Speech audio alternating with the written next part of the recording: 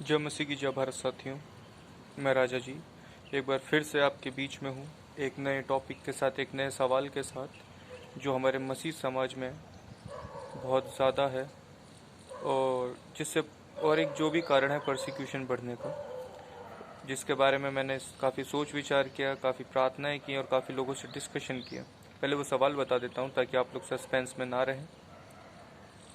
और वो सवाल है कि हमारी भेड़ें खो गई हैं, या फिर इसको आप इस तरीके से कह सकते हैं कि उस पास्टर ने या फलाने पास्टर ने, उस जगह के एक स्पेसिफिक पास्टर ने हमारे चर्च को तोड़ दिया या हमारे चर्च की कलीसिया को लेकर चले गए। इस तरीके के सवाल बहुत हमारे मसीह समाज के लोगों के बीच में हैं।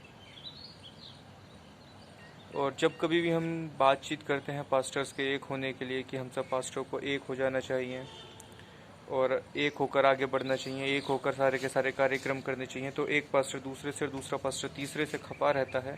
और खफा होने का कारण जब पूछें तो भैया जी उन्होंने हमारी कलीसिया को तोड़ दिया, या उन्होंने हमारी कलीसिया में से इस व्यक्ति को ले गए, या ये व्यक्ति हमारे यहाँ पर ही रहकर सेवा कर रहा था, झाड़ू पोछा कर रहा था, हमने इसको सिखाया। सीखने के बाद जब ये जाकर पास्टर बना या फिर इसने अपनी सेवा शुरू करी, तो सेवा शुरू करने की जगह ये हमारे ही लोगों को लेके चला गया। ये हालांकि अलग अलग तरीके से आप समझ सकते हो, पर सवाल ये एक ही है। अगर इसको एक सार में, एक निचोड़ में बोलेंगे तो इसने हमारी कलीसिया तोड़ दी, सिंपल। और यही एक कारण है जिस वजह से मसीह लोग जल्दी से एक नहीं होते, खास तौर पे पास्टर्स एक नहीं होते।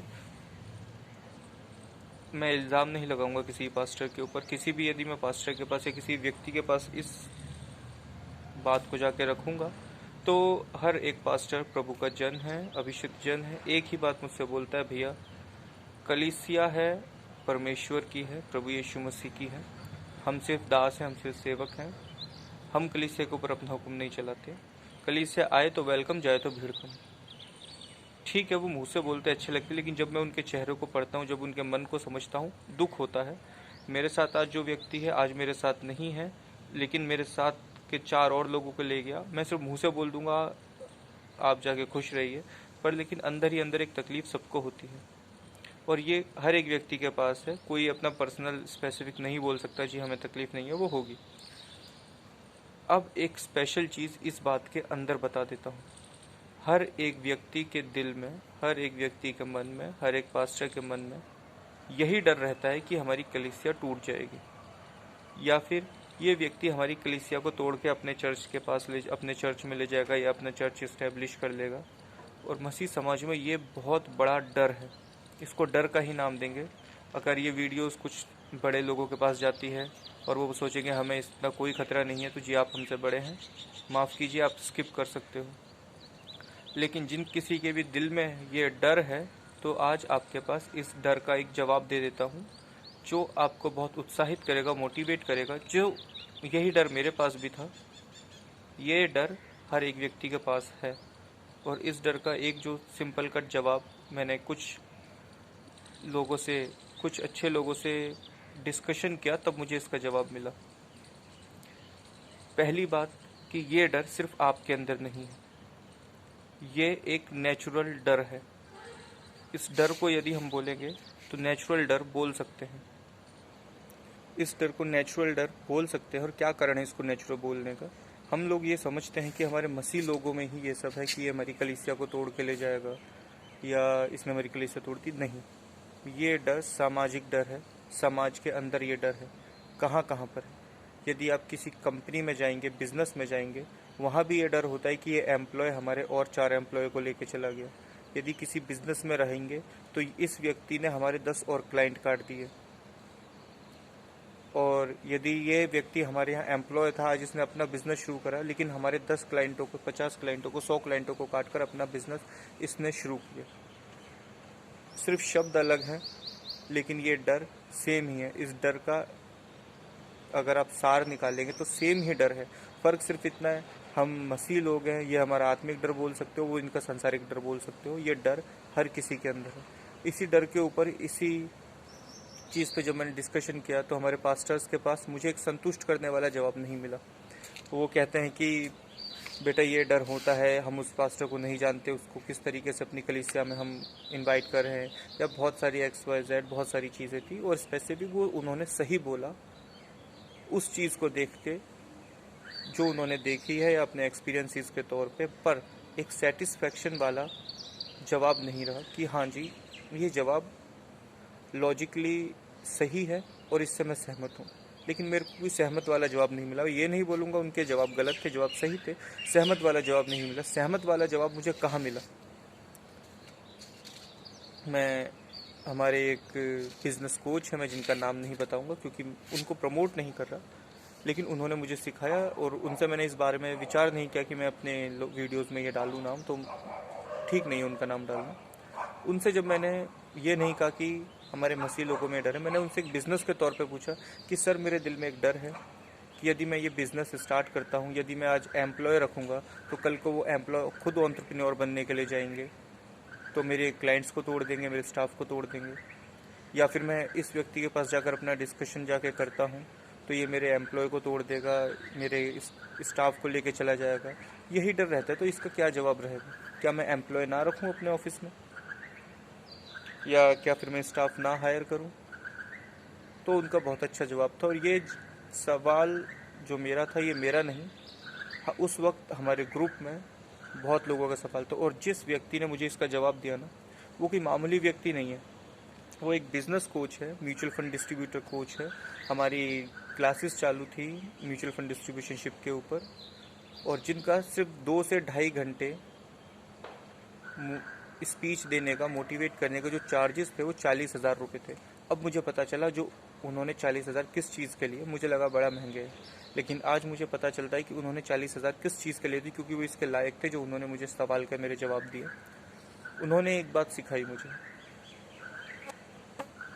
इस बिज़नेस के अंदर या किसी भी बिज़नेस के अंदर एक चीज़ हमेशा ध्यान रखना, कोई चीज़ परमानेंट नहीं रहती। और दूसरी चीज़ कि यदि मैं सोचता हूँ कि मेरे लोग ना टूटे, जी लोग तो टूटेंगे। इस डर के सिर्फ 2 ही पहलू होते हैं।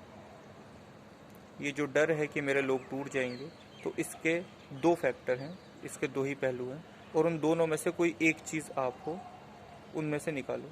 चीज़ नंबर 1, या तो आपको ये बिज़नेस समझ नहीं आया। जिस वक्त मैंने उनसे पूछा म्यूचुअल फंड के अपने बिजनेसेस के लिए, हर एक बिज़नेस में, तब उन्होंने बोला यदि आपको लोग छोड़ के जाते हैं, यदि आपके एम्प्लॉय आपकी नौकरी छोड़ के जाते हैं, आपका क्लाइंट्स आपका साथ छोड़ के जाते हैं, और भी XY चीज़ जो भी चीज़ें रहती हैं, मतलब आपको लॉस होता है और हर कोई आपको छोड़ के जाता है, तो नेवर ब्लेम एनीवन। किसी पर इल्ज़ाम मत लगाओ कि उसने मेरे स्टाफ तोड़ दिया, उसने मेरे क्लाइंट्स को तोड़ दिया। पहला पॉइंट, तुम्हें ये बिज़नेस समझ नहीं आया, तुम्हें ये बिज़नेस करने ही नहीं आता, तुम रूल्स के हिसाब से नहीं चल रहे हो, तुम्हें ये बिज़नेस नहीं आता, तुम्हें सीखने की ज़रूरत है, पहला पॉइंट। और अगर तुम्हें ये सब आता है, सेकंड पॉइंट, तुम इस बिज़नेस के लायक ही नहीं। इन 2 के अलावा कोई तीसरी चीज़ नहीं है। जिस वक्त उन्होंने मुझे ये चीज़ समझाई और बताया, तब मैं सुन के सेटिस्फाइड हुआ कि हाँ, यदि मेरा कोई व्यक्ति मुझे छोड़ के जाता है, मेरा कोई एम्प्लॉय मुझे छोड़ के जाता है, मेरा कोई स्टाफ छोड़ के जाता है, पहला, या तो मुझसे वो संभले नहीं, या तो मुझे उनको संभालने नहीं आता, या तो मुझे ये बिज़नेस नहीं आता। और यदि मुझे ये सब चीज़ें आती हैं, सेकंड, मैं इस बिज़नेस के लायक नहीं हूँ। ये सवाल मेरा भले ही सांसारिक था, लेकिन इसका पूरा का पूरा 100% जो लॉजिक है, अपने मिनिस्ट्री तौर पर भी आप देख सकते हैं। आज हम सब लोग एक दूसरे को ब्लेम करते हैं कि उसने मेरी कलीसिया तोड़ दी, उस जो हमारे साथ में खड़े होने वाले लीडर्स थे उसने मेरे लीडर्स को तोड़ दिया, या जो मेरे अंडर में पास्टर्स थे उसने मेरे पास्टर्स की टीम तोड़ दी। तो जी ऐसे इल्ज़ाम लगाने से कुछ नहीं होगा।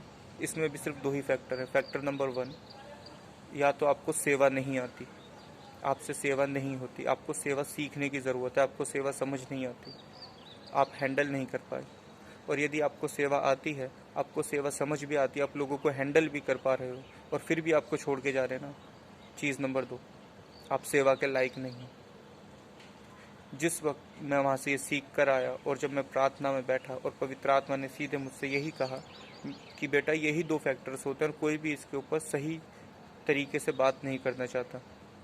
हर कोई बस अपना अपना कह के चला जाता है, कोई भी इस चीज़ के ऊपर सही तरीके से सीधे मुंह स्पष्ट रीति से बात नहीं करता। तो मैं स्पष्ट रीति से बात करके यही कहना चाहूँगा, किसी पर ब्लेम लगा के, किसी पर इल्ज़ाम लगा के पास्टर्स की मीटिंग में ना जाके हम सब पास्टर्स को एक ना होके एक दूसरे पर इल्ज़ाम लगाने से अच्छा है इन दोनों में से अपने दिल पे हाथ रखे, इन दोनों में से कोई एक फैक्टर ही आपका होगा। या तो आपको सेवा आती नहीं है, सेवा समझ नहीं आती, या तो मुझे सेवा आती नहीं है, समझ नहीं आती है, हैंडल नहीं हो पाती है, सीखने की ज़रूरत है। इसका जवाब है सीखने की ज़रूरत है। दूसरा, यदि फिर भी सब कुछ करने के बाद भी लोग छोड़ के जाते हैं सेवा डाउनफॉल में, तो आप इस सेवा के लायक ही नहीं हैं, या फिर हम इस सेवा के लायक ही नहीं हैं। हम बस बेफिजूल में बिना दर्शन के, बिना मोटिवेशन के, बिना अनॉइंटिंग के, बिना अभिषेक के बस भीड़ में दौड़े जा रहे हैं, रेस में दौड़े जा रहे हैं अपना नाम बड़ा करने के लिए। अगर आप लोगों को ये बात सही लगी तो इस वीडियो को आगे फॉरवर्ड कीजिएगा, वरना आप स्किप कर सकते हैं और डिलीट कर सकते हैं। जय मसीह की जय भारत। मैं राजा जी।